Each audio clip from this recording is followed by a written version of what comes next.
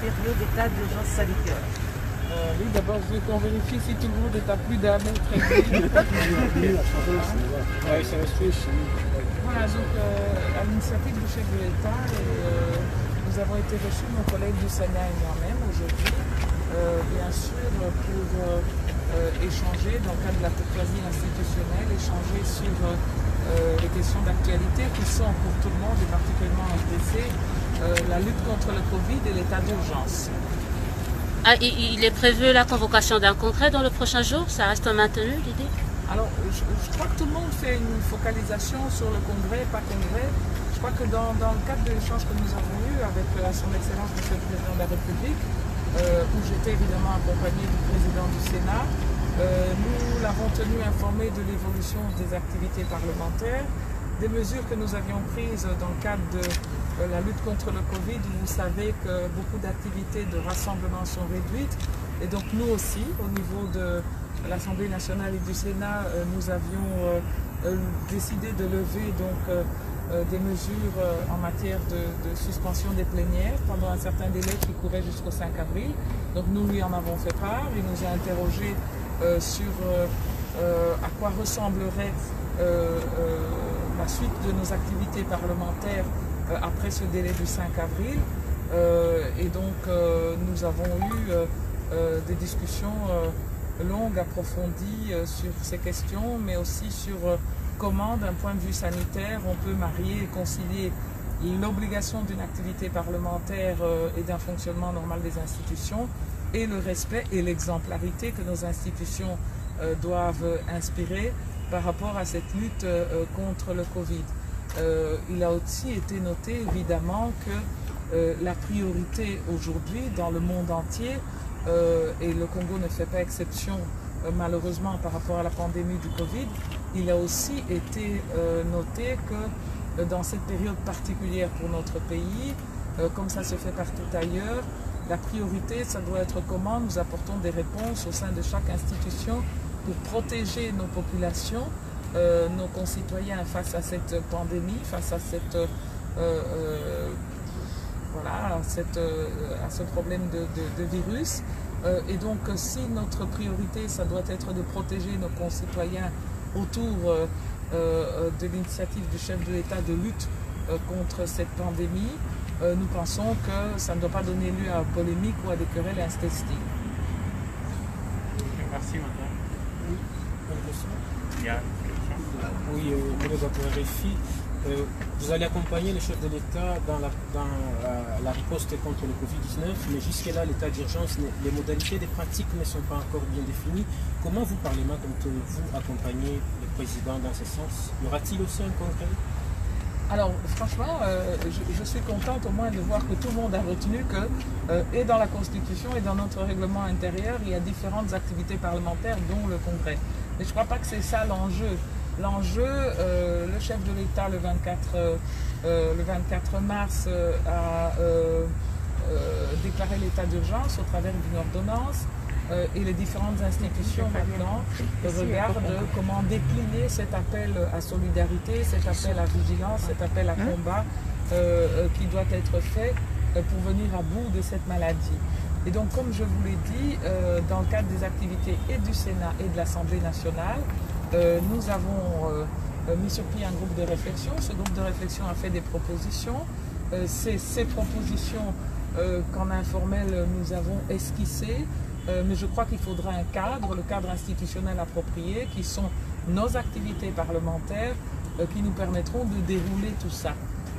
Et je crois que c'est ce qu'il faut peut-être retenir de cet échange à bâton rompu, assez approfondi. Et comme je l'ai dit, je ne crois pas qu'à ce stade-ci, c'est tel ou tel enjeu qui est important, mais c'est comment nous, comme nation congolaise, nous luttons autour évidemment du comité technique du docteur Mouliembe pour pouvoir mettre à bout ce virus afin qu'il ne décime pas, comme dans d'autres pays, nos familles, nos proches, nos voisins, nos camarades, nos collègues, sinon nous-mêmes. Et donc je crois que c'est ça qui est vraiment le plus important. Ce n'est plus la légitimité des actes du chef de l'État?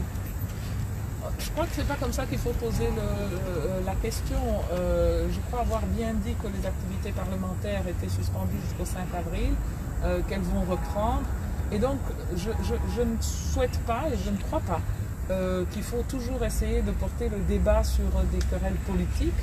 Je pense que les gens ont voulu, peut-être à tort, donner l'impression de querelles politiques sur ces débats, mais je crois que c'est la vigueur de la démocratie. Chacun, dans les institutions dont il émane, propose sa lecture par rapport à un enjeu important. Et l'enjeu important, c'est l'état d'urgence sanitaire et comment nous protégeons nos populations par rapport à ce virus. Est-ce que nous avons les bonnes réponses sanitaires? Avons-nous suffisamment de vaccins? Avons-nous suffisamment d'hôpitaux? La réponse sanitaire que nous donnons dans le cadre de l'état d'urgence, est-ce qu'elle est appropriée?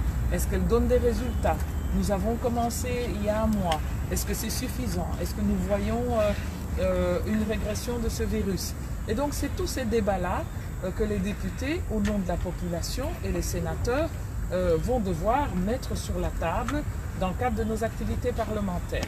Et je crois que nous avons eu une écoute constructive entre institutions pour pouvoir faire avancer ce sujet. Voilà. Merci, madame. Je vous remercie. Non, non, c'est bon. Madame, c'est bon. J'avais une question, mais c'est bon. Ça va.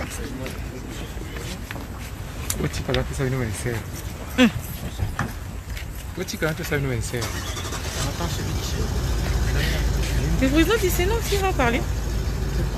Bernard, c'est mon tour, mais ça pose des questions.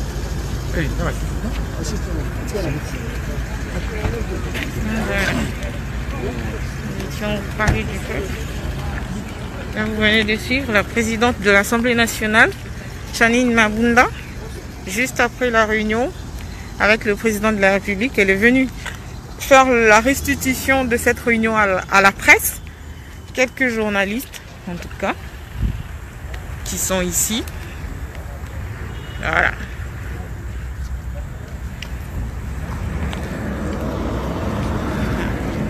Le cadre institutionnel approprié, qui sont nos activités parlementaires, qui nous permettront de dérouler tout ça. Et je crois que c'est ce qu'il faut peut-être retenir de cet échange à bâton rompu, assez approfondi. Et comme je l'ai dit, je ne crois pas qu'à ce stade-ci, c'est tel ou tel enjeu qui est important, mais c'est comment nous, comme nation congolaise, nous luttons autour évidemment du comité technique du Dr Muyembe pour pouvoir mettre à bout ce virus afin qu'il ne décime pas, comme dans d'autres pays, nos familles, nos proches, nos voisins, nos camarades, nos collègues, sinon nous-mêmes. Et donc je crois que c'est ça qui est vraiment le plus important. Ce n'est plus la légitimité des actes du chef de l'État? Je crois que c'est pas comme ça qu'il faut poser la question. Je crois avoir bien dit que les activités parlementaires étaient suspendues jusqu'au 5 avril, qu'elles vont reprendre. Et donc, je ne souhaite pas et je ne crois pas qu'il faut toujours essayer de porter le débat sur des querelles politiques. Je pense que les gens ont voulu, peut-être à tort, donner l'impression de querelles politiques sur ces débats, mais je crois que c'est la vigueur de la démocratie. Chacun, dans les institutions dont il émane, propose sa lecture par rapport à un enjeu important. Et l'enjeu important, c'est l'état d'urgence sanitaire et comment nous protégeons nos populations par rapport à ce virus. Est-ce que nous avons les bonnes réponses sanitaires? Avons-nous suffisamment de vaccins? Avons-nous suffisamment d'hôpitaux? La réponse sanitaire que nous donnons dans le cadre de l'état d'urgence, est-ce qu'elle est appropriée? Est-ce qu'elle donne des résultats? Nous avons commencé il y a un mois. Est-ce que c'est suffisant? Est-ce que nous voyons une régression de ce virus? Et donc c'est tous ces débats-là que les députés, au nom de la population, et les sénateurs vont devoir mettre sur la table dans le cadre de nos activités parlementaires. Et je crois que nous avons eu une écoute constructive entre institutions pour pouvoir faire avancer ce sujet. Voilà. Merci, madame. Je vous remercie. Non, non, c'est bon. Madame, c'est bon. J'avais une question, mais c'est bon. Ça va. Le